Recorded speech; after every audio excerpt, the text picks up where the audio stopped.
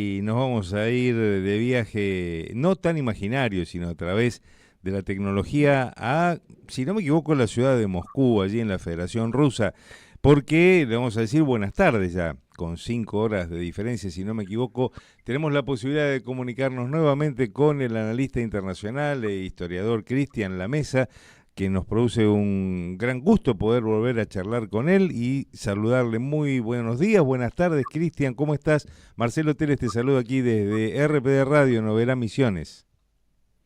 Hola Marcelo, ¿cómo estás? Muy buenas tardes desde aquí, desde Moscú. Un placer volver a charlar con vos a las 14:30 horas de Moscú. Bueno, entonces estábamos allí nomás 6 horas de diferencia y en la capital de la Federación Rusa.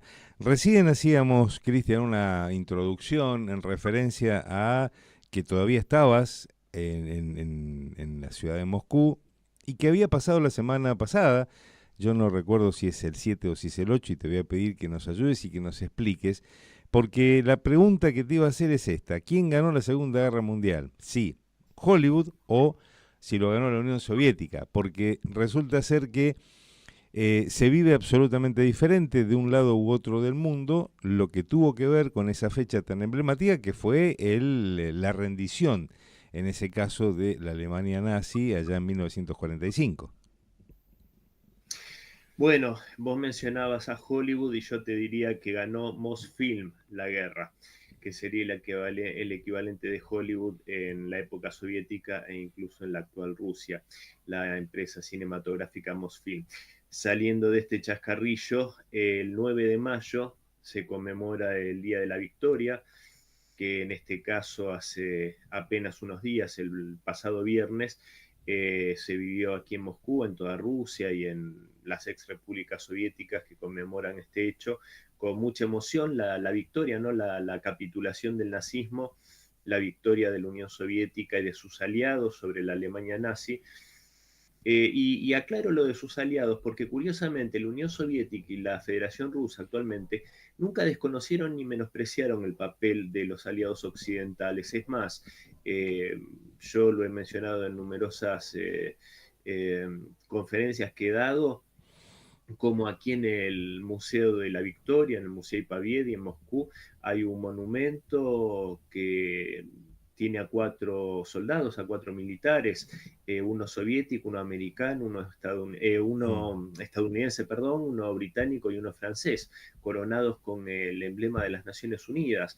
Entonces, realmente la Federación Rusa y la Unión Soviética en su momento siempre tuvieron un gran reconocimiento a la contribución occidental. Cosa que parece que en Occidente se empeñan en desdibujar el papel soviético, que fue trascendental, porque si bien la Unión Soviética y Rusia no menosprecian el papel occidental, hay que reconocer que el 80% del esfuerzo militar nazi se destinó al frente soviético. 80% del poderío militar del nazismo fue volcado contra la Unión Soviética y fue destruido en la Unión Soviética. O sea que si vos te fijas, Marcelo, la proporción es tremenda. 27 millones de muertos en la Unión Soviética contra recién, justo estoy escribiendo un artículo sobre este mismo tema y tengo que dar una charla ahora en pocas horas en una universidad que es Moscú, y Francia tuvo en más de 4 años de ocupación en su territorio algo así como medio millón de muertos entre militares y civiles, y gran parte de los civiles fueron judíos deportados voluntariamente y con mucho gusto por el gobierno francés colaboracionista de la Alemania nazi. Entonces vos fijate la desproporción, medio millón en más de 4 años de ocupación contra 27 millones, ¿no? Impresionante, sí, sí. Entonces, por supuesto que no se puede soslayar y no se puede dejar de reconocer el heroico triunfo del pueblo soviético, del Ejército Rojo y del el liderazgo de la Unión Soviética durante la Gran Guerra Patria, que es como se llama el periodo de 1941 a 1945 aquí en Rusia. Y realmente no hacerlo es tener realmente una ingratitud muy grande para con la memoria de los héroes y los veteranos que regaron con su sangre las tierras europeas para liberarla del nazismo. Y con esto cierro, Marcelo, la Unión Soviética fue el único país que en la Segunda Guerra Mundial se liberó a sí misma sin intervención de tropas extranjeras. No necesitó que nadie lo viniese a ayudar y a liberar, como sí le pasó a los franceses, que siempre cuento como una anécdota que realmente es escandalosa. ¿Vos sabés cuántos franceses participaron del desembarco en Normandía, Marcelo? No, exactamente. 177. 160.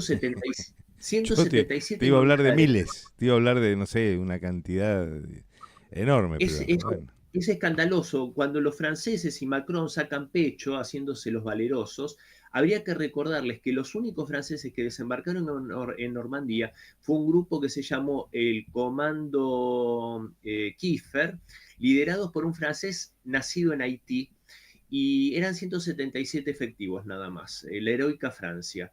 Así que realmente al menospreciar el papel de la Unión Soviética, los europeos tendrían que hacer un fuerte examen de conciencia. Me llama la atención esto que estás contando, lo siguiente.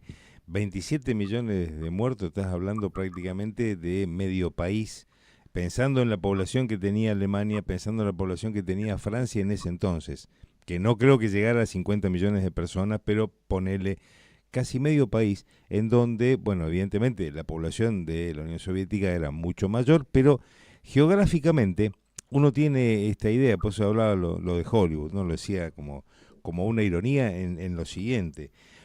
Se entiende que Alemania, o viste lo que nos cuentan en la escuela, y a su vez en algunas colecciones, hubo un tiempo donde se hacían muchas colecciones por fascículos del tema, la Segunda Guerra y demás.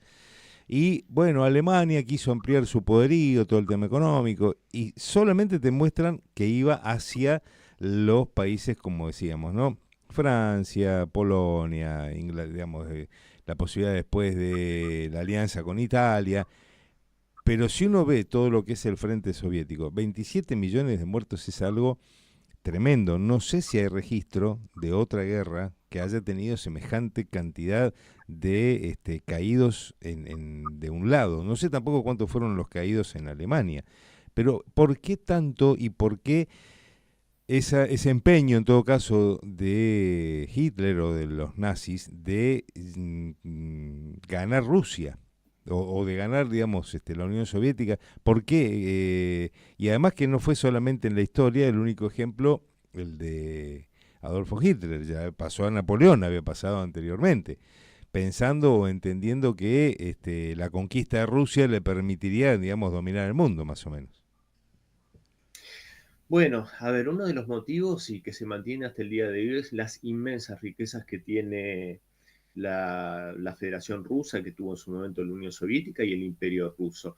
La rusofobia no viene de ahora, viene de muchos siglos atrás, generalmente fogoneada por los anglosajones, y también para justamente justificar la aniquilación de los pueblos eslavos, se ha generado esta rusofobia, esto de desdibujarlos, de plantearlos como salvajes, como gente primitiva, como borrachos, torpes, incultos, que termina siendo, yo siempre digo, termina siendo un arma de doble filo, porque cuando vienen acá, a estas tierras, a querer dominar y conquistar, se encuentran con un pueblo patriota, un pueblo culto, un pueblo aguerrido, un pueblo que tiene mucho ingenio, y se terminan llevando el fiasco que se llevan porque siempre terminan derrotados y yéndose con el rabo entre las piernas, desgraciadamente dejando un reguero de dolor muy grande en estas latitudes.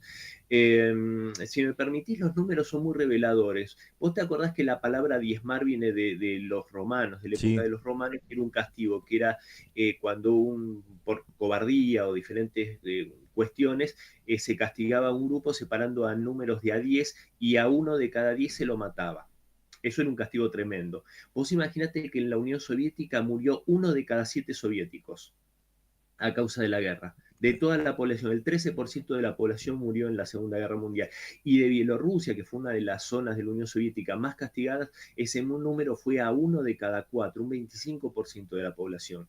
Y esto obviamente nos marca como el holocausto judío, que hay que recordarlo con ujú. mucho respeto y con mucho dolor. También hay que recordar que el verdadero holocausto y el más trágico fue el holocausto contra el pueblo soviético, que de los 6 millones de judíos asesinados, 2,5 millones, casi la mitad, eran judíos soviéticos. También hay que recordar que del total de las víctimas de la Segunda Guerra Mundial, alrededor de 65, 63 millones, prácticamente la mitad fueron soviéticos y la inmensa mayoría fueron de la Unión Soviética y de China, porque China también sufrió 20 millones de muertos.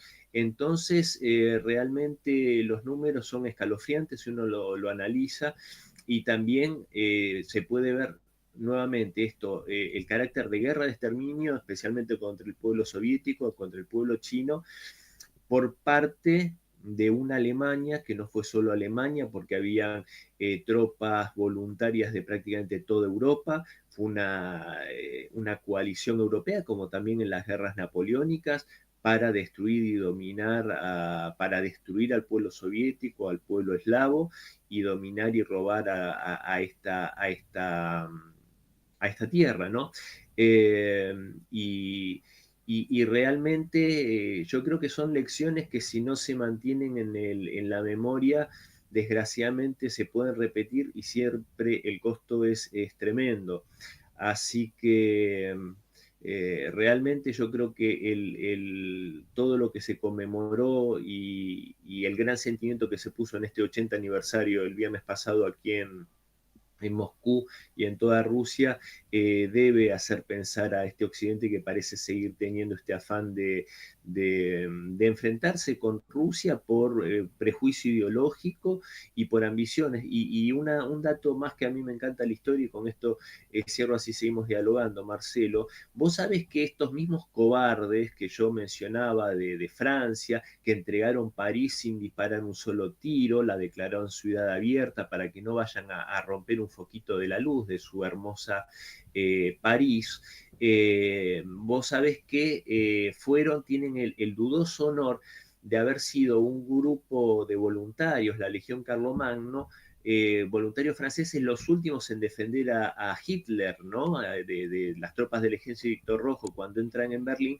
Esta división Carlomagno fueron los últimos defensores del búnker de Hitler. Vos fíjate qué paradojas de la historia, ¿no? 177 franceses participando del desembarco en Normandía, entregando su país prácticamente sin combatir y defendiendo al Führer, entre comillas, lo de Führer, ¿no?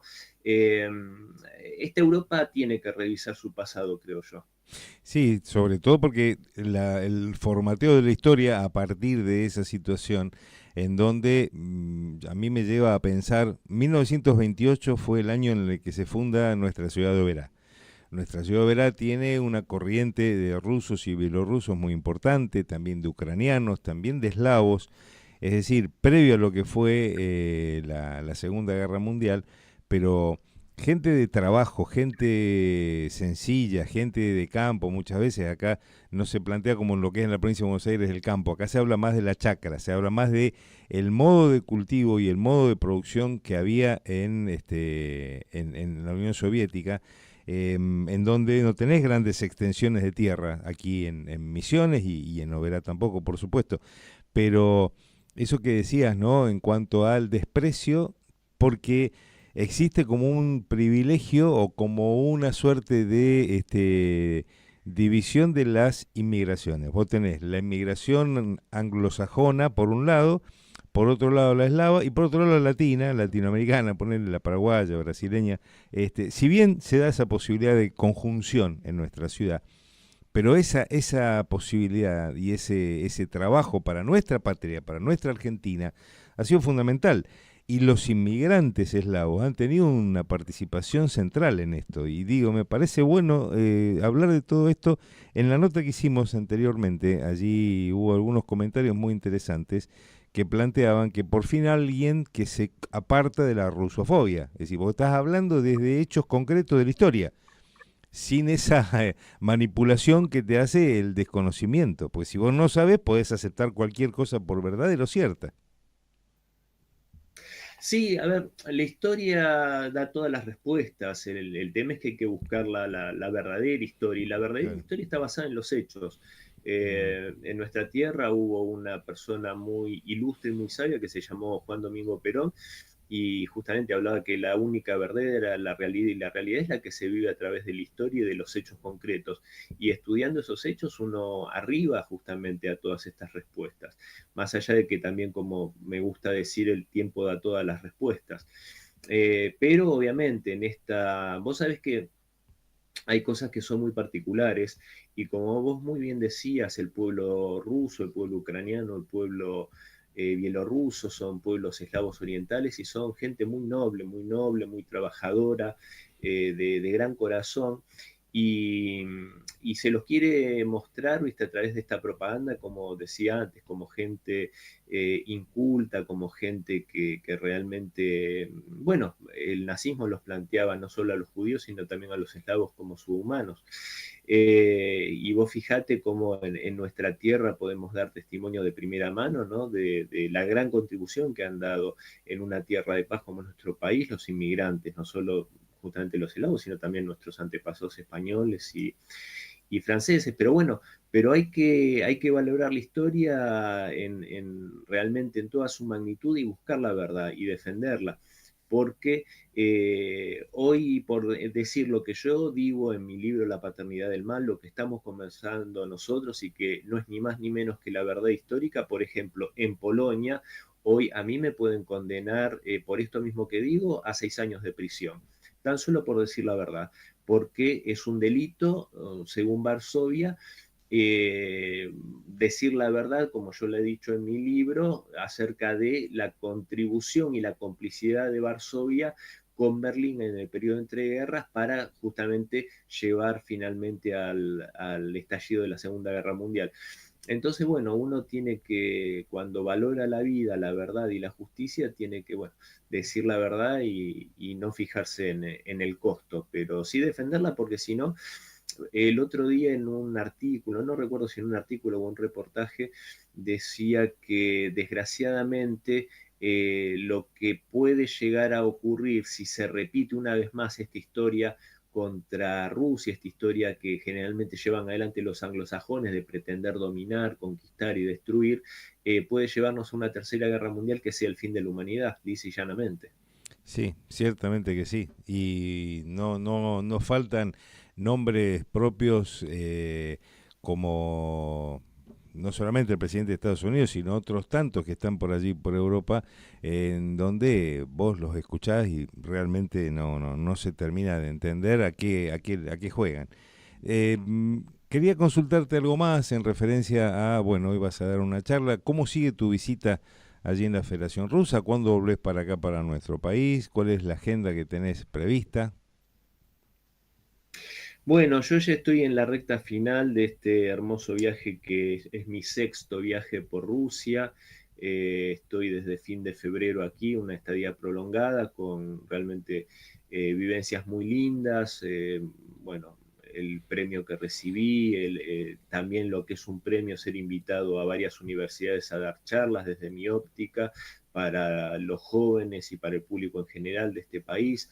Realmente para mí ha sido un honor hoy esta nueva charla en la Universidad La Ruden, que es la Universidad de la Amistad de los Pueblos, Patrice Lumumba. Vos fijate la Ajá. importancia del nombre de esta universidad, ¿no? Ese Sí, patriota africano, africano. congoleño, que fue asesinado por su búsqueda de la soberanía y de la libertad de su pueblo.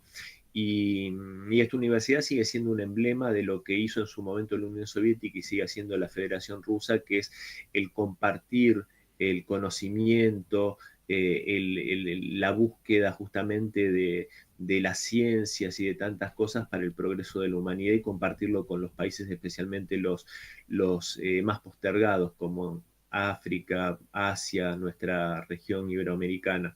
Así que bueno, voy a tener el honor de dar con unos colegas, con el colega Nikolai Mikhailov, ruso, un gran amigo ruso que habla un excelente castellano. Vamos a dar esta charla y con dos colegas más rusos. Y después, bueno, algunas intervenciones más, mi columna en la Radio Oriente Capital de México, también que me han convocado para Negocios Televisión de España, para dar otra participación antes de irme, y el día viernes ya estoy despegando camino a Ezeiza a reencontrarme con nuestra querida Argentina. Bueno, la verdad que Como decías, estadía prolongada, muchos recuerdos te traes, volverás seguramente próximamente allí a Rusia, pero bueno, te espera tu familia, te espera tu gente allá en Pergamino.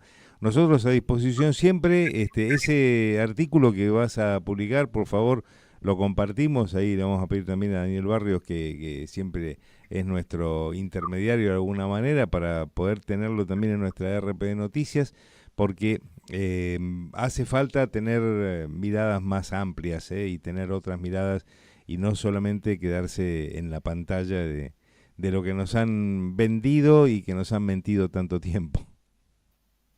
Cómo no, para mí va a ser un verdadero honor que mi artículo, Marcelo, esté en el portal de ustedes, dalo por hecho, yo calculo que hoy, mañana más tardar lo termino, tengo que ver a qué hora porque me vienen a buscar para ir a la universidad, pero va a ser un honor y que lo lea y que lo comente tu público, me va a interesar mucho, cómo no. Así que dalo por hecho y bueno, yo encantado, Marcelo, de hablar con vos como siempre, contar conmigo y bueno, lo que pueda aportar es un placer para vos y para tu hermosa ciudad y tu hermosa provincia de Misiones. Muchísimas gracias, Cristian, que tengas una gran jornada hoy, que salga todo bien en la charla. Y bueno, buen regreso. Después seguramente también tendremos la posibilidad de comunicarnos desde Pergamino, así que mantener el contacto es algo fundamental. Cómo no, un gran abrazo, querido Marcelo. Otro abrazo, que sigas bien. Cristian La Mesa con nosotros, analista internacional, escritor, ha sido premiado recientemente en Rusia como el mejor educador extranjero y aparte difusor de todo esto que tiene que ver con la cultura rusa y con la historia y los datos.